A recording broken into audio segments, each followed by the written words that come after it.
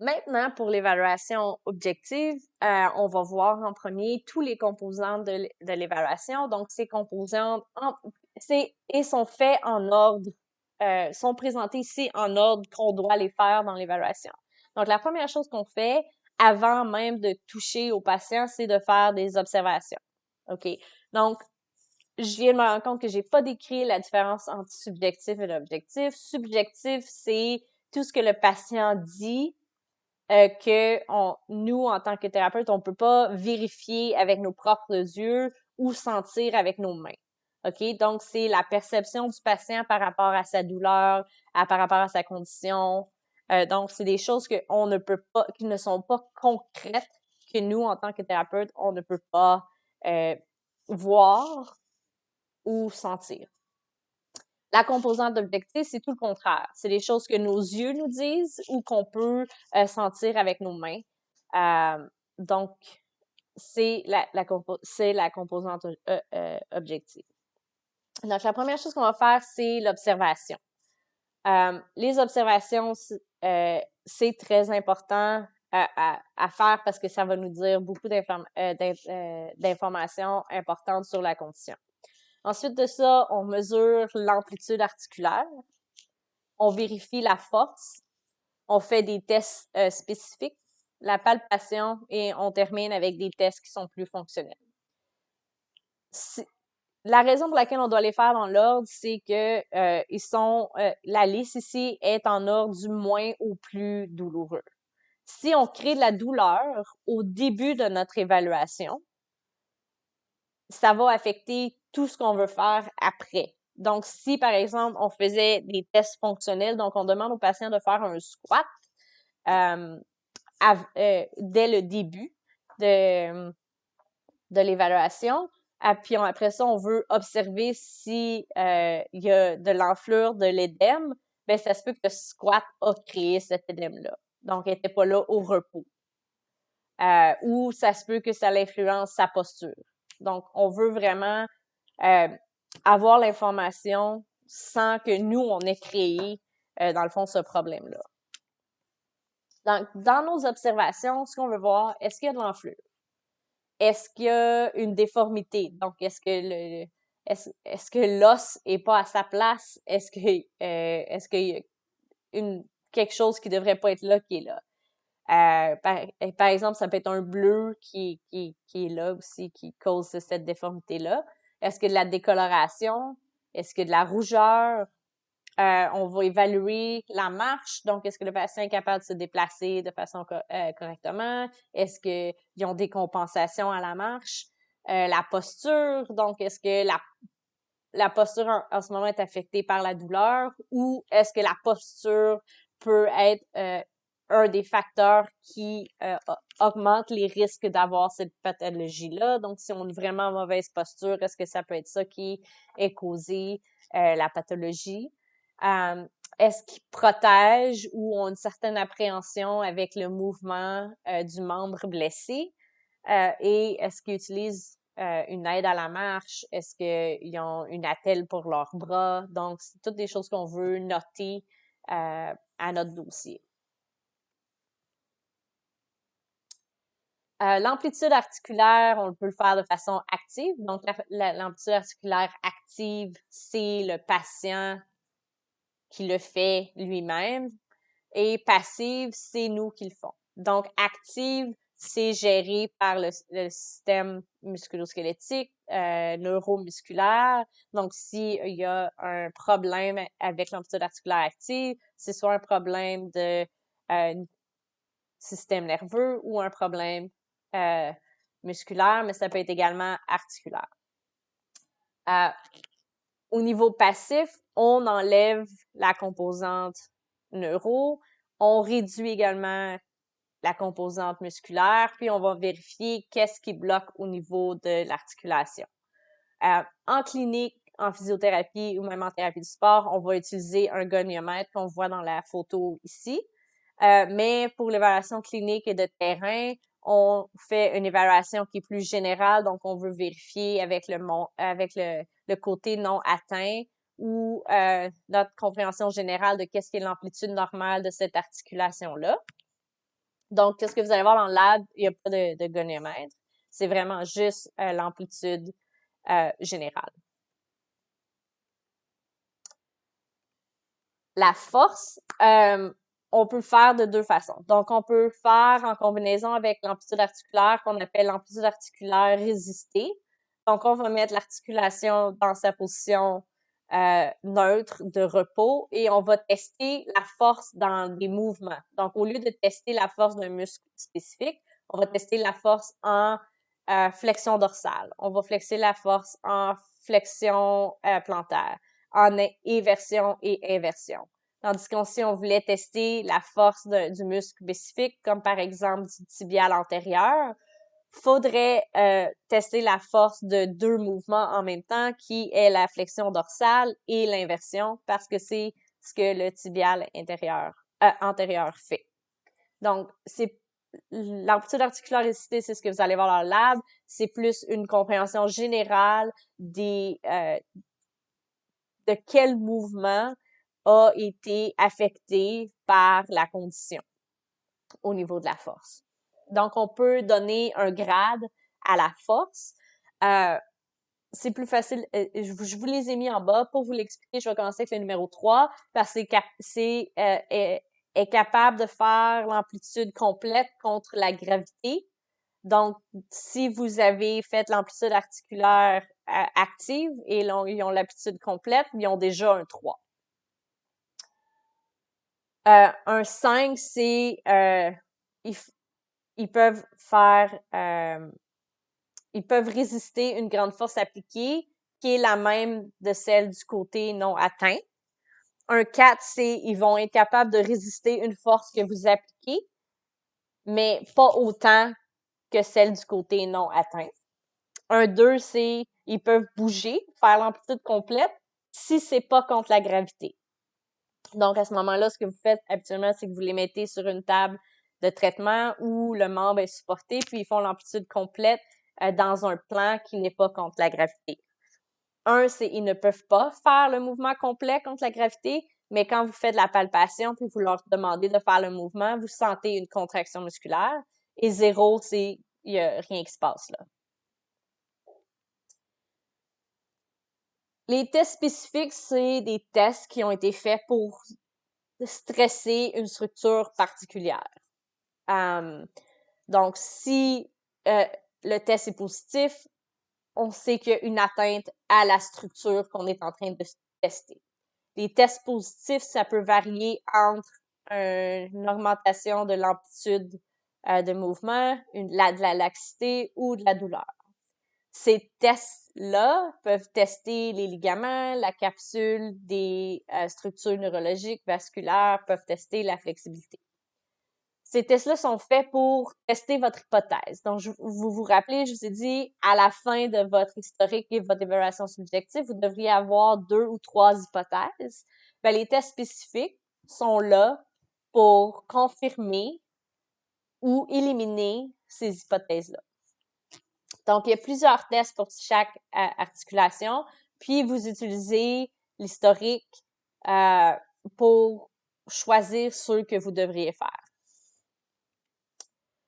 Par contre, il y a beaucoup de tests spécifiques qui sont pas toujours efficaces à confirmer ou éliminer certaines suspicions. Pour savoir lesquels, il faut connaître certains critères d'évaluation pour les tests spécifiques. Donc, le premier, c'est la sensitivité d'un test, qui est l'habilité à identifier du test, à identifier les individus qui ont une pathologie, notre pathologie d'intérêt. Si la sensitivité est faible, on va avoir un très grand taux de résultats, ce qu'on appelle des faux négatifs. Les tests qui ont une grande sensitivité sont très utiles quand ils sont négatifs parce qu'on peut éliminer la suspicion. Donc, par exemple, si un test est très, très bon à identifier les personnes qui ont une pathologie, quand le test est négatif, c'est-à-dire, OK, et on pense qu'elle n'a pas cette pathologie-là, on peut avoir une très grande confiance que la personne l'a pas parce que le test est censé être bon à identifier les personnes qui l'ont. Par contre, ça ne veut pas dire qu'il est bon à identifier les personnes qui ne l'ont pas.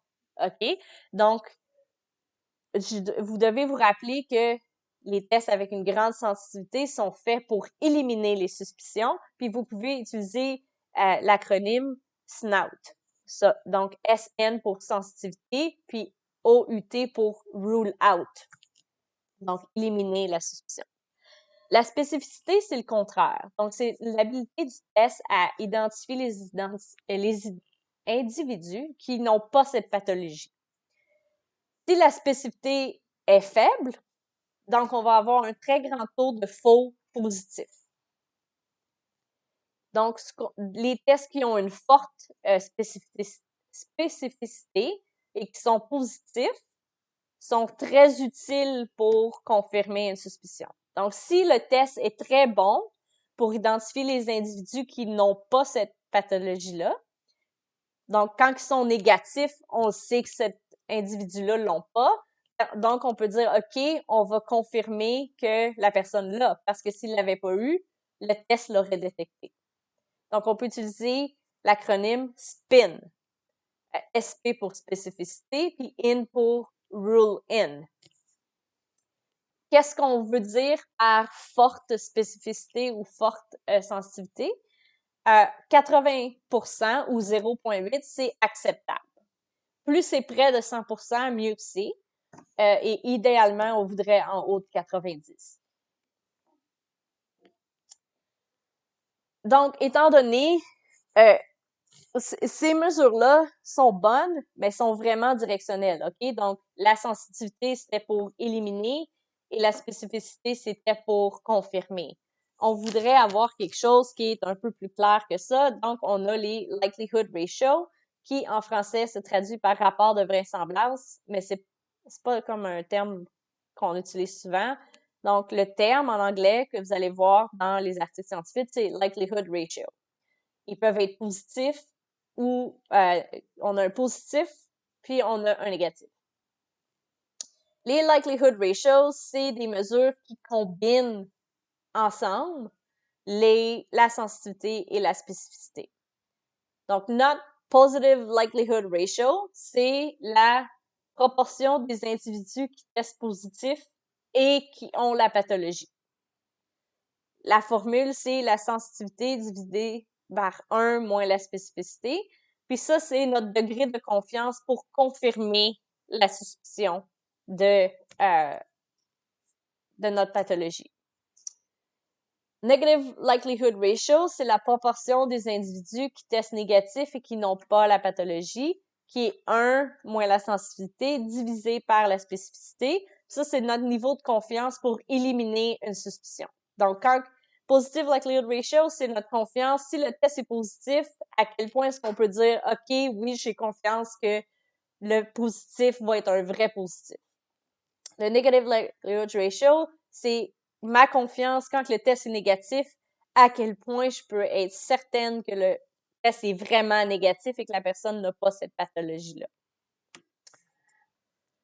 Ici, voici comment interpréter le chiffre que ça vous donne. Donc, pour les positifs, ce qu'on voudrait avoir, c'est plus de 10 et pour le négatif, moins de 0.1. C'est l'idéal. Ça veut dire qu'on a absolument confiance en ce test-là, en qu'est-ce qu'il nous a dit. Et plus on descend, moins qu'on a confiance. Donc, dans le vert, on a absolument confiance à ce qu'il nous dit. Dans le jaune pâle, OK, ça va peut-être confirmer, mais on va mettre en contexte avec les autres éléments de l'historique et de l'examen subjectif pour voir si ça reflète qu'est-ce qui est les détails habituels qui sont associés avec cette pathologie-là. Puis dans le rouge, ben ça sert absolument à rien de faire le test parce que ça change pas vraiment notre degré de confiance en qu'est-ce qu'est la pathologie. Ces tests-là ne devraient pas être utilisés en clinique. Par contre, vous allez voir quand vous allez faire votre travail de session qu'il y a des tests qui sont fréquemment utilisés qui n'ont pas le support nécessaire pour valider qu'on les utilise en clinique. Ensuite de ça, on fait la palpation. Si vous allez aux États-Unis, ils font la palpation en premier. Donc, après l'observation, ils font la palpation. Au Canada, on fait la palpation vers la fin. Ici, on assume qu'en faisant la palpation, on peut créer de l'inflammation. Aux États-Unis, ils assument en faisant la palpation en premier, on peut cibler c'est quoi la blessure parce qu'on va toucher la structure qui est la plus douloureuse avant de créer d'autres douleurs qui peuvent être plus diffuses. Donc, écoutez, on peut le faire à la fin, au début. Au Canada, de façon standard, on fait ça à la fin. Ce qu'on fait, c'est qu'on veut déterminer la structure atteinte. On veut également sentir si on a une sensation normale sous les doigts. Donc, est-ce qu'il y a des crépitements? Est-ce qu'il y a des anormalités? Est-ce qu'on peut sentir au niveau des muscles vraiment comme un trou qui fait qu'on peut suspecter peut-être une rupture ou une déformation qu'on ne voit pas de façon visuelle, mais qu'on peut ressentir avec nos doigts. Évidemment, pour faire ça, il faut connaître notre anatomie vraiment bien. Donc, au niveau de la cheville, les ligaments, ils sont identifiés sur la photo. Mais je vous demande de vous questionner sur la photo à gauche au niveau du muscle du membre supérieur. Est-ce que vous savez quel muscle le thérapeute est en train de palper? Puis au niveau à droite, est-ce que vous savez quel os du poignet le thérapeute est en train de palper? Et finalement, à la fin, on fait les tests fonctionnels. Donc, c'est pas les mêmes pour tous les patients. Ça dépend vraiment de l'historique du patient, de la condition à voir. C'est vraiment pour déterminer le niveau de fonction.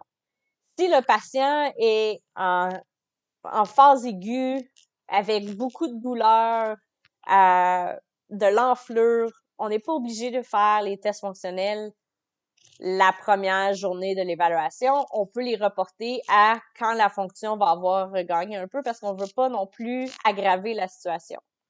Donc, si on suspecte une fracture de la cheville, on ne va pas demander au patient de faire du jogging, de faire des squats, de faire des sauts, de faire des activités spécifiques au sport. Non, on va garder ça pour, OK, quand la fracture va être gagnée, on va avoir regagné notre amplitude articulaire, on va pouvoir faire ça. Mais chez certains patients qui viennent, on peut être capable de faire certains de ces tests-là. Donc, pour le membre inférieur, on va demander de marcher, jogger, courir vers l'avant, vers l'arrière, faire des déplacements de côté, faire des changements de direction, sauter, faire des squats, faire n'importe quelle activité qui sont spécifiques au sport ou aux activités du patient. Pour le membre supérieur, lancer, frapper, atteindre une tablette en hauteur, faire la planche parce que ça supporte le poids du membre supérieur, du corps avec le membre supérieur ou d'autres activités qui sont spécifiques au sport. Et finalement, on va avoir notre impression clinique complète quand on va avoir complété l'évaluation objective et subjective et notre historique. On devrait avoir confirmé ou éliminé notre hypothèse. Notre hypothèse dominante, donc si on n'a pas pu confirmer, éliminer toutes nos hypothèses, on a une qui va être dominante en combinant les résultats de notre évaluation objective et subjective, c'est votre impression clinique. OK? C'est ce que vous allez établir votre plan de réadaptation pour cette pathologie-là.